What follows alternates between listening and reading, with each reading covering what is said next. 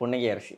ஆம்பா இவங்க ஸ்னேகா மேமோட ஒர்க் பண்ணுறது வந்து ஸ்னேகாக்கா இல்லை சுஹாக்கான்னு தான் கூப்பிடுவேன். அவ்வளோ எனக்கு அவ்வளோ பெரிய ட்ரீம் எனக்கு அவங்களோட ஒர்க் பண்ணணும்னு நினச்சதுல. ஏன்னா வந்து ரொம்ப அழகான ஒரு ஆர்டிஸ்ட் அப்படின்னு எனக்கு நமக்கு பர்சனல் ஃபேவரட் இருப்பாங்களே, அதில் எனக்கு ஸ்னேகாக்கா ஒரு பர்சனல் ஃபேவரட். அதுலேயும் வந்து அவங்க என்னை கூப்பிட்டப்போ ஃபர்ஸ்ட் டைம் எனக்கு கால் வந்தது, இந்த மாதிரி ஸ்னேகாக்காக்கு மேக்கப் பண்ணோன்னும் போது எனக்கு அவ்வளோ ஒரு ஹாப்பினஸ். லிட்ரலி நான் மேனிஃபெஸ்ட் பண்ணிகிட்டே இருந்த ஒரு விஷயம் தான் ஸ்னேகாக்காக்கு பண்ணது.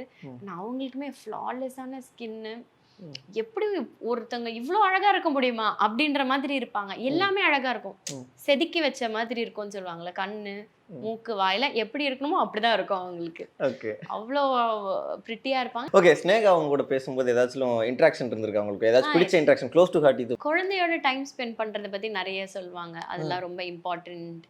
அந்த மாதிரிலாம் நிறைய அட்வைஸ்லாம் கொடுப்பாங்க. அண்ட் அதுக்கேற்ற மாதிரியும் நானும் இருந்திருக்கேன். ஸோ எவ்வளோ பெரிய அவங்களே அவ்வளோ பெரிய ஆர்டிஸ்ட், அவங்களே வந்து ஃபேமிலிக்குன்னு டைம் ஸ்பெண்ட் பண்ணி அது ஒரு இதுவாக பண்ணும்போது நம்மலாம் யாரு அப்படின்ற மாதிரி தான் இருக்கும். அதுலேருந்து நிறைய கற்றுக்கிட்ட ஒரு ஒர்க்கில் இருந்தால் கூட அவங்க ஃபேமிலி அங்கே கரெக்டாக இருக்காங்களா அப்படிங்கிறத அவங்க பார்த்துக்கிட்டே இருப்பாங்க. Very family oriented.